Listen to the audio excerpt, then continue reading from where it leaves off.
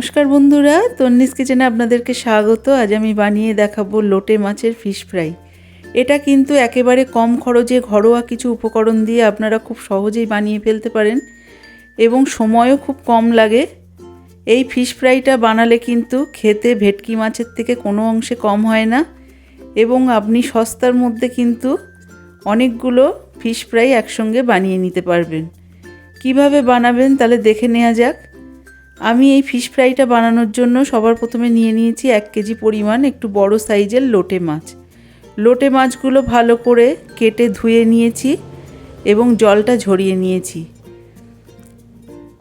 এরপরে লোটে মাছগুলোকে আমি একটু ফ্রাই করে নেব। তার জন্য কিছু উপকরণ এখানে নিয়ে নিয়েছি, যেমন এখানে 4টে পেঁয়াজ কুচি, হাফ চা চামচ পরিমাণ আদা কুচি আর 1 টেবিল চামচ পরিমাণ রসুন কুচি আর 5 থেকে 6টা কাঁচা লঙ্কা কুচি, একটা টমেটো কুচি আর ধনেপাতা কুচি।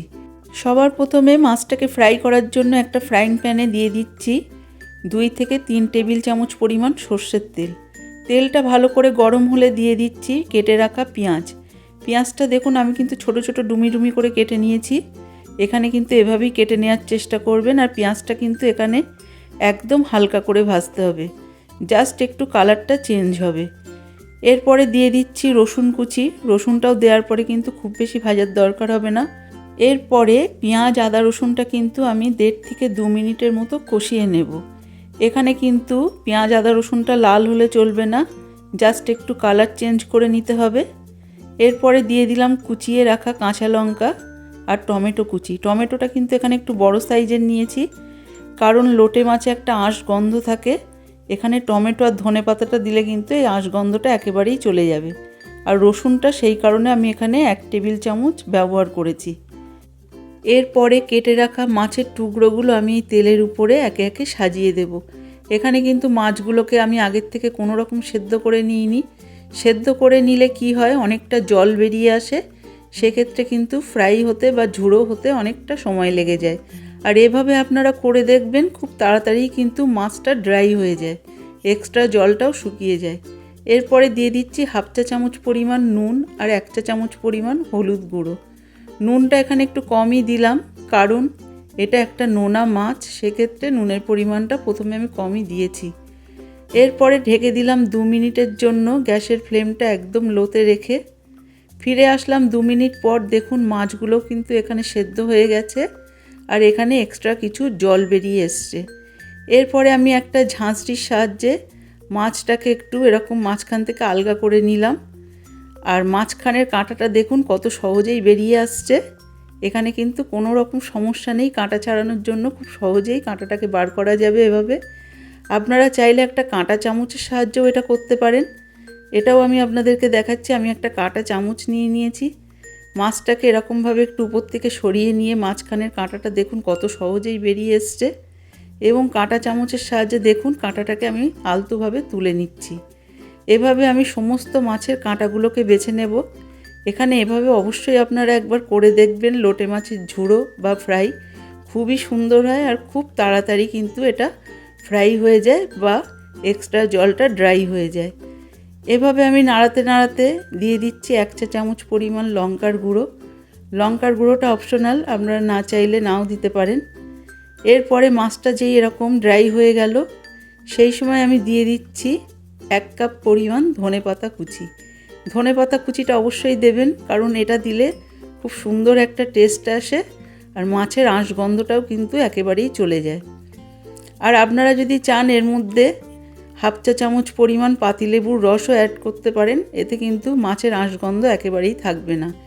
এরপরে মাছের ঝুড়োটা আমি নামিয়ে নিলাম। নেওয়ার পরে আমি ফ্রাই প্যানে 1 টেবিল চামচ পরিমাণ তেল দিয়ে দিলাম কুচিয়ে রাখা সামান্য পরিমাণ পেঁয়াজ কুচি আর রসুন কুচি আর কিছু লঙ্কা কুচি। এরপরে পেঁয়াজ রসুনটা হালকা করে ভেজে নিয়ে একটা সেদ্ধ করে রাখা আলু এখানে একটা গ্রেটারের সাহায্যে আমি গ্রেট করে দিচ্ছি। আলুটা কিন্তু দলা পাকিয়ে থাকলে চলবে না, ভালো করে এখানে গ্রেট করে নিতে হবে। দিয়ে দিলাম স্বাদ মতো নুন। নুনটা দেওয়ার পরে আমি আলুটাকে ভালো করে এখানে কষিয়ে নিচ্ছি। সবশেষে দিয়ে দিচ্ছি 1 টেবিল চামচ পরিমাণ ধনেপাতা কুচি। এই ধনেপাতা কুচিটা দেওয়ার পরে আলুটা কিন্তু এখানে একেবারেই ড্রাই করে নিতে হবে, দেখুন আমি কিন্তু অনবরত নাড়তে থাকছি, গ্যাসের ফ্লেমটা আমার লো টু মিডিয়ামে আছে। এখানে পাতিয়ে পাতিয়ে একদম লোটে মাছের মতনই আলুটাকে ড্রাই করে নিতে হবে। সবশেষে দিয়ে দিচ্ছি লোটে মাছের ঝুড়ো। লোটে মাছের ঝুড়োটা আমি বানিয়েছিলাম, তার থেকে অর্ধেকটা আমার গরম ভাতের সাথে খাওয়া হয়ে গেছে, আর বাকি অর্ধেকটা আছে সেটাই আমি এখানে আলুর সঙ্গে মিশিয়ে নিচ্ছি। এর এত সুন্দর একটা টেস্ট হয়, ইউনিক, আপনারা অবশ্যই একবার বাড়িতে বানাবেন। এই ঝুড়োটাও কিন্তু গরম ভাতের সাথে খুবই ভালো লাগে। এরপরে পুরো লোটে মাছের ঝুড়োটা আমি ড্রাই করে একটা পাত্রে ঢেলে নিলাম। এদিকে একটা আমি ব্যাটার বানিয়ে নেব। তার জন্য নিয়ে নিচ্ছি একটা পাত্রে দুটো ডিম দুটো কিন্তু আমি ফাটিয়ে নিচ্ছি। এরপরে দিয়ে দেব সামান্য পরিমাণ নুন, আর দিয়ে দেব হাফ চা চামচ পরিমাণ লঙ্কার গুঁড়ো। এরপরে দিয়ে দিচ্ছি 1 চা চামচের 4 ভাগের 1 ভাগ বেকিং সোডা বা খাওয়া সোডা। এটা কিন্তু ফিশ ফ্রাইটাকে ফুলতে বা মুচমুচে হতে সাহায্য করবে। দিয়ে দিলাম 2 টেবিল চামচ পরিমাণ কর্নফ্লাওয়ার। এবার সমস্ত উপকরণগুলো কিন্তু খুব ভালো করে ফেটিয়ে নিতে হবে, যাতে ডিমের সাথে খুব ভালোভাবে মিশে যায়। এরপরে দিয়ে দিচ্ছি সামান্য পরিমাণ কালো গোলমরিচ গুঁড়ো। এই মরিচ গুঁড়োটা দিলে কিন্তু ফিশ ফ্রাইয়ের স্বাদটা খুব ভালো আসে। মরিচ গুঁড়োটা দেওয়ার পরে খুব ভালোভাবে এর সঙ্গে ফেটিয়ে নিলাম। এরপরে ব্যাটারটা একটা সাইডে আমি রেখে দিচ্ছি। নিয়ে নিচ্ছি এখানে লোটে মাছের ফ্রাই। এই লোটে মাছের ফ্রাইটার মধ্যে একটু দিয়ে দিচ্ছি 1 টেবিল চামচ পরিমাণ বেসন। এই বেসনটা দিলে কিন্তু খুব ভালো একটা বাইন্ডিং আসে। আপনারা চাইলে বেসনের পরিবর্তে কর্নফ্লাওয়ারও দিতে পারেন। এরপরে আমি মাছের ঝুড়োটা ভালো করে আমি মেখে নিলাম এবং এরকম ছোট ছোট বল বল আকারে তৈরি করে নিলাম। আপনারা যেরকম সাইজের বানাতে চান ঠিক সেরকম সাইজের এখানে বল আপনারা তৈরি করে নেবেন। আমি এই লোটে মাছের ঝুড়োটা দিয়ে মোট 8টা বল তৈরি করেছি এবং আমি এখানে বড় বড় সাইজের ফিশ ফ্রাই বানিয়ে নেব এটা দিয়ে। সবার প্রথমে আমি প্লেটে নিয়ে নিলাম একটু বেসন।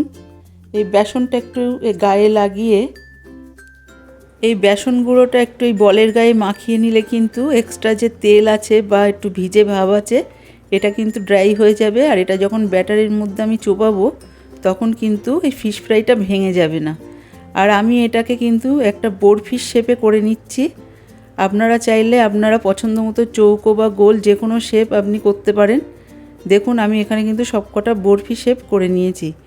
এরপরে আমি এই শেপগুলোর গায়ে একটু বেসন গুঁড়ো মাখিয়ে নিচ্ছি, যাতে এই ফিশ ফ্রাইটা ভেঙে না যায় এবং ব্যাটারে যখন চোবাবো তখন খুব ভালোভাবে ব্যাটারটা এই ফিশ ফ্রাইয়ের গায়ে লাগে। প্রথমে দেখুন আমি একটা ফিশ ফ্রাই আপনাদেরকে বানিয়ে দেখাচ্ছি কিভাবে কোটিংটা করব। প্রথমে আমি একবার ব্যাটারে চুবিয়ে নিলাম। নেওয়ার পরে আমি এখানে লেরো বিস্কুটের গুঁড়ো নিয়ে নিয়েছি। লেরো বিস্কুটের গুঁড়োটা দেখুন এরকম চেপে চেপে কিন্তু এর গায়ে আলতোভাবে লাগিয়ে দিচ্ছি। এখানে কিন্তু ফিশ ফ্রাইটা 2 থেকে 3টে কোটিং করতে হবে।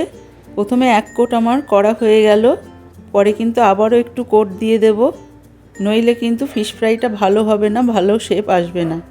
দেখুন একটা কোট করার পরে আমি এর থেকে আবারও চুবিয়ে আবার একটা কোট বানিয়ে নিচ্ছি এবং খুব সুন্দর করে হাতের সাহায্যে চেপে চেপে খুব ভালো একটা শেপ দিয়ে দিচ্ছি চারিদিক থেকে।